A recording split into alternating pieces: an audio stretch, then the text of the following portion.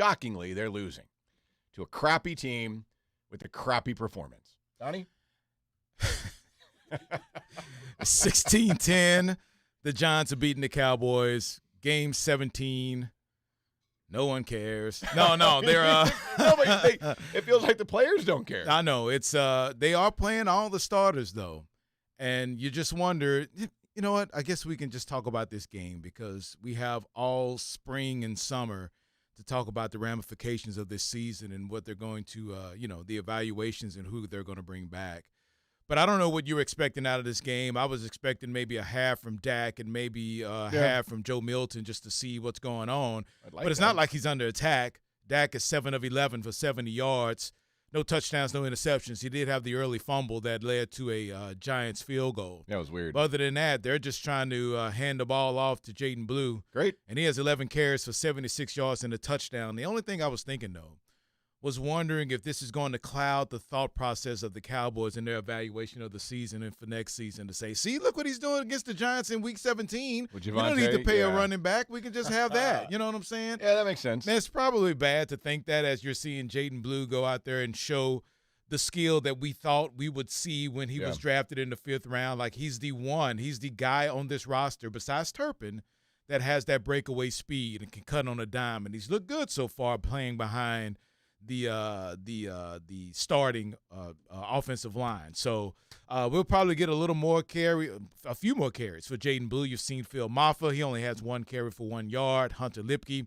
The one surprise in this half for me, Matt, was Turpin getting walked down on the kickoff return. I didn't think I'd ever see that. Yeah, he got caught. He got walked down. Yeah, I was surprised. Yeah. The Cowboys wound up scoring a touchdown on that drive with Jaden Blue. But I thought he was down the sideline, but he got caught. But other than that, man, it's the same things that we've seen from this defense. Jackson Dart, 13 of 20, 154 yards passing and a touchdown. The failed screen that went for a touchdown because the Cowboys, once again, can't tackle anyone. It's been bad as far as this defense goes and tackling on the outside. And we'll see again. It's about evaluating for next year, and you're wondering only a couple of guys because they're playing their starters. They're playing all the guys that are available.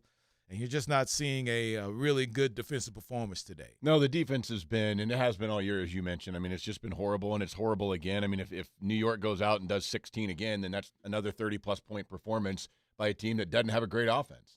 And you're seeing the Giants do what we've seen every team do all year long. You do see Clowney is interesting to me, and like you said, you talk about who you want to bring back and where you're going to go from here. A dude they signed off the street. I mean, they were talking about this on the broadcast. He was coaching his kid, sitting on his couch, and the Cowboys go, hey, you still want to play? And he's been their best edge rusher all season long. Yeah, and it's going to be the same thing, I think, for the rest of his career. I don't see that dude going to a training camp and going through all the things. Yeah, he doesn't need training to. Camp goes, yes, I'd like him to come back. He's a mercenary. He's a guy that will come in maybe week 2, 3, 4 of a season, pay him a good chunk of money, and just go out there and get the quarterback. That's all you need to do. But that's something that the Cowboys desperately need because you're seeing right now with the guys they have available, man, they just can't get any pressure on the quarterback. Yeah, it's really unfortunate. I mean, to me, the bright spot of the game is Jaden Blue. And you wonder what he was doing during the course of the season and practices that they weren't getting what they needed from him. And whether it was blitz pickup or missing assignments or that whole fiasco with the Louis Versace shoes or whatever. The Louis Vuitton shoes, yeah. Yeah, all that. Maybe they thought he was a little immature or something. His practice habits were off. Man, I think all that's a yes. I think so. Every single thing that you mentioned is probably in the bowl to say that dude today, wasn't ready. Yeah. And you sit there and it's, okay, that's what I thought when they got him in the 5th round. We were excited in Green Bay at the draft last year because you thought, okay, this dude has that breakaway ability. I mean, 11 for 76.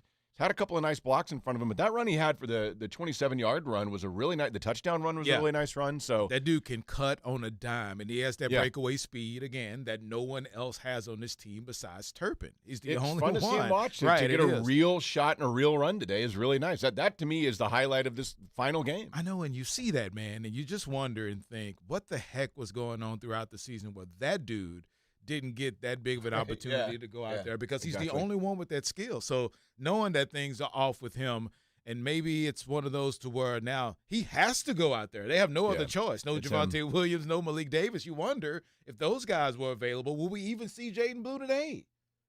Like, you just never know. Like, I don't know what the heck is going on. So he's showing you something. He's showing you something, and you're wondering how they're going to get that going for the rest of this game and then start trying to evaluate who they want to bring in next year. Man, it's so much to think about while this game is going on, and it feels like this game is the secondary part of everything that you need to think about as far as the future of this team goes. Yeah, it's where we're at.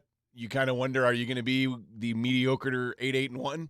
Or are you going to be the 7-9-1 and replicate the 7-win season that you had a year ago? And you kind of look at it and go, man, where did this team, if at all, actually improve this year? There's a lot of questions, as we know, heading into the offseason. There's a lot of questions heading into the second half.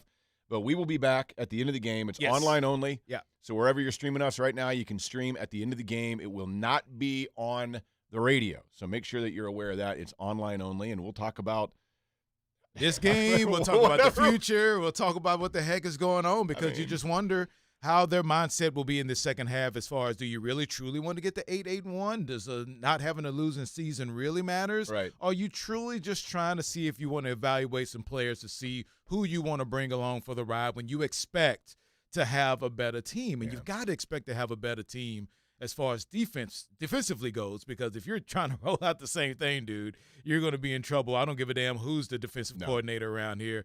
It will be bad. So we'll be back after the game on these streaming platforms, an hour post-game, uninterrupted. We'll take your calls. We'll do whatever we need to do to get this season and wrap it in a bow and throw it the hell in the fireplace to go right up there with Santa as he left the damn building also. So it's Matt McLaren, Donovan Lewis. We'll be back right here after the game. 16-10, the Cowboys are losing at halftime. We'll see you